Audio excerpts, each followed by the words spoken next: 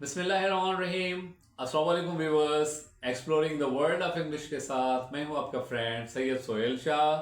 Viewers, आज हम standard English में से पार्ट 2 पढ़ने जा रहे हैं और इस पार्ट 2 का ताल्लुक है हमारा सिनोनिम्स के साथ। Viewers, as I have already told you that synonyms वो वर्ड्स हैं जो कि इंग्लिश लैंग्वेज के अंदर की रोल एक्ट करते हैं।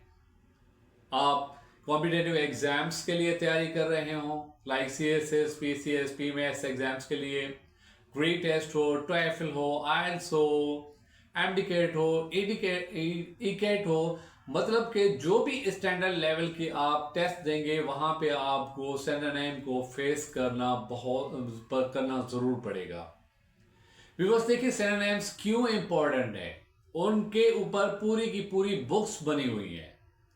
आप किसी भी लेवल का टेस्ट लेंगे वहां पे सिनोनिम्स आते हैं। आखिर क्यों आते हैं सिनोनिम्स? डेफिनेटली उनका कोई इंपॉर्टेंट रोल होगा, इसीलिए ही उनको जो है बहुत ज्यादा तरजीह दी जाती है। तो व्यूअर्स, आज हम इन सिनोनिम्स के बारे में तफसीली तौर पे पढ़ेंगे।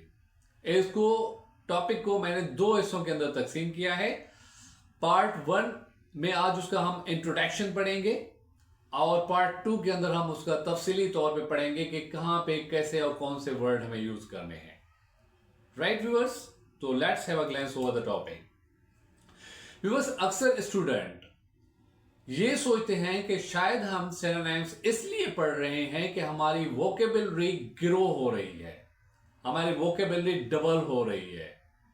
लेकिन व्यूअर्स, एक बात जहन में रखें, अगर आपका सिनोनिम कॉम्पिटेटिव एग्जाम्स के अंदर या किसी भी हाई लेवल के एग्जाम के अंदर कहीं पे भी आपका एक सिनोनिम किसी भी सेंस के मुतरादिफ इस्तेमाल हो गया तो व्यूअर्स आपके पूरे जुमले, आपके पूरी की पूरी स्क्रिप्ट की धज्जियां उड़ा देगा।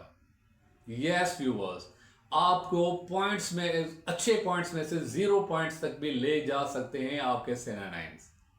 क्योंकि व्यूअर्स, सिनोनिम्स की मीनिंग जो होती है वो तकरीबन कुछ नियरली क्लोज बाय होते हैं, उसके मीनिंग होती है, और कुछ की एग्जैक्ट सेम मीनिंग होती है। लेकिन व्यूअर्स, उनका तरीकेकार कुछ डिफरेंट होता है। तो देखें, आज हम इस टॉपिक के अंदर जो 3 पॉइंट्स पढ़ने जा रहे हैं, they are very important and major points. तो इन पॉइंट्स को मद्देनजर रखते हुए आपको सिनोनिम को आगे याद करना है। वो 3 पॉइंट्स कौन से हैं viewers? Let's have a glance over that. सबसे पहले viewers, what does a synonym actually means? आपने ये देखना है, आपने ये पढ़ना है कि सिनोनिम असल में क्या होता है। आपको सिनोनिम के बारे में पता होना चाहिए कि जो आप पढ़ रहे हैं वो चीज है क्या। And second point is that कि why is every synonym not interchangeable? क्यों हर सिनोनिम इंटरचेंजेबल नहीं होता? इंटरचेंजेबल मींस व्यूअर्स मुतरादिफ, क्यों नहीं होता? Right. And at number third point is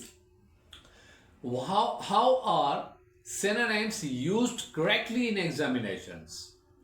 के एग्जाम्स में सिनोनिम का सही इस्तेमाल कैसे करना चाहिए। तो चलिए व्यूअर्स, हम आज सबसे पहले स्टार्ट करते हैं सिनोनिम की डेफिनेशन से कि what exactly the definition of synonym is. Viewers, synonym की डेफिनेशन है, synonyms are words that have the same और nearly the same meaning. Means viewers, synonyms ऐसे अल्फाज को कहते हैं जिनकी मीनिंग एक जैसी हो या तकरीबन एक जैसी हो। यानी कि व्यूअर्स, वो अल्फाज जो एक दूसरे से मुख्तलिफ तो हों, लेकिन क्या होना चाहिए, उनका मफहूम जो है, यानी कि मफहूम के एतबार से वो एक दूसरे के करीब होने चाहिए। अगर वो मफहूम के एतबार से, कॉन्टेक्स्ट के हिसाब से एक दूसरे के करीब नहीं होंगे तो आपके पूरे के पूरे सेंस का मीनिंग को तब्दील कर देंगे। समझ आ रही है बात व्यूअर्स? तो अभी जो डेफिनेशन हमने नियरली पढ़ा, तो इस नियरली वर्ड की बहुत ही बड़ी इंपॉर्टेंस है व्यूअर्स, क्योंकि नियरली की माने है बिल्कुल ही करीब, यानी कि करीब तरीन। जो आपके वर्ड सेंस में किसी भी दूसरे वर्ड के बिल्कुल करीब होगा तो उसको आप सिनोनिम कह सकते हैं। अगर उसके सेंस उसके प्रीटेक्स्ट में कहीं पे भी उसका सेंस आपके जुमले आपके सिनोनिम के साथ नहीं मिलता तो वो उस वर्ड का सिनोनिम नहीं हो सकता। राइट व्यूअर्स, के नंबर 2 पे जो हमने पॉइंट पढ़ा था कि वो इंटरचेंजेबल क्यों नहीं होते, तो व्यूअर्स वो इंटरचेंजेबल इसलिए नहीं होते कि सिनोनिम्स के लिए ये कहना बिल्कुल दुरुस्त नहीं है कि तमाम मुतरादिफ अल्फाज यानी कि इंटरचेंजेबल वर्ड्स हर जगह एक दूसरे की जगह पर इस्तेमाल किए जा सकते हैं, क्योंकि अक्सर मुतरादिफ अल्फाज के इस्तेमाल का मौका, अंदाज और सियाक सबक मुख्तलिफ होते हैं व्यूअर्स।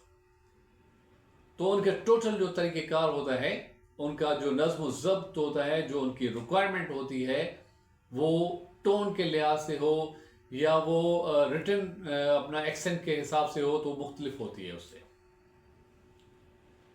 व्यूअर्स लाइक आप देखें कि मिसाल के तौर पे अगर हम दो वर्ड को यहां पे मिसाल के तौर पे लेते हैं, एक वर्ड है आपका आस्क, दूसरा है इंक्वायर। अब देखिए व्यूअर्स, आस्क की माने भी पूछना है, इंक्वायर की माने भी पूछना है या पूछगिछ करना है, लेकिन दोनों के सेंस के अंदर डिफरेंस आ रहा है। अब आस्क देखिए, कोई भी क्वेश्चन हो उसको आप आस्क कर सकते हैं, आपने कोई भी क्वेश्चन है उसको आप आस्क कर सकते हैं, लेकिन एक बात ध्यान में रखें, अगर आपके पास कोई मैटर हो तो मैटर को आप आस्क नहीं कर सकते। मैटर को इंक्वायर किया जाता है, क्वेश्चन को आस्क किया जाता है। कि अगर मैं बोलूं कि ही आस्क्ड अ क्वेश्चन तो ये सेंस के हिसाब से बिल्कुल एग्जैक्ट राइट सेंटेंस है, इसमें कोई भी डाउट नहीं है। लेकिन अगर मैं बोलूं कि he inquired a question, it is totally wrong. अगर उसी सेंस के अंदर आप यूं बोले कि ही आस्क्ड अ मैटर, इसका मतलब यह है कि वो मैटर के बारे में नहीं जानता, वो मैटर की प्राइमरी सिचुएशन जानना चाहता है। सबसे पहले तो मैटर पूछना चाहता है कि मसला है क्या।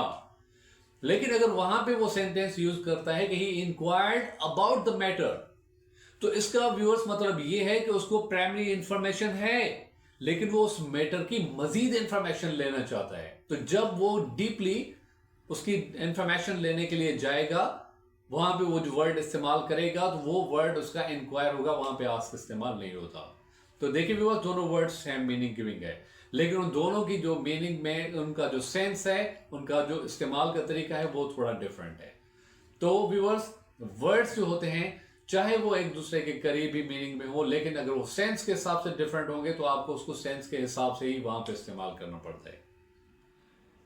तो व्यूअर्स, इसी तरीके से अगर कोई भी शख्स आपके सामने ऐसे कोई दावा कर दे कि मैं इंग्लिश का एक्सपर्ट हूं, I am at home in English, तो कीप इन माइंड व्यूअर्स कि इंग्लिश में या किसी भी सेकंड लैंग्वेज के अंदर एक्सपर्ट होना, माहिर होना, उसके अंदर अपनी महारत को दिखाना, ये समझे कि एक मैं समझता हूं कि एक बहुत बड़ी बात है कि अगर कोई इसका दावा कर बैठे, क्योंकि इसको अचीव करना बहुत ही मुश्किल होता है, डिफिकल्ट होता है। तो उसको अचीव करने के लिए उसको डीप स्टडी की जरूरत होती है, उसको वर्ड्स की कैटेगरीज, कॉन्टेक्स्ट, प्री टेक्स्ट के सबसे बारे में उनको इंफॉर्मेशन होनी चाहिए, तभी एक शख्स दावा कर सकता है कि मैं इंग्लिश के अंदर माहिर हूं।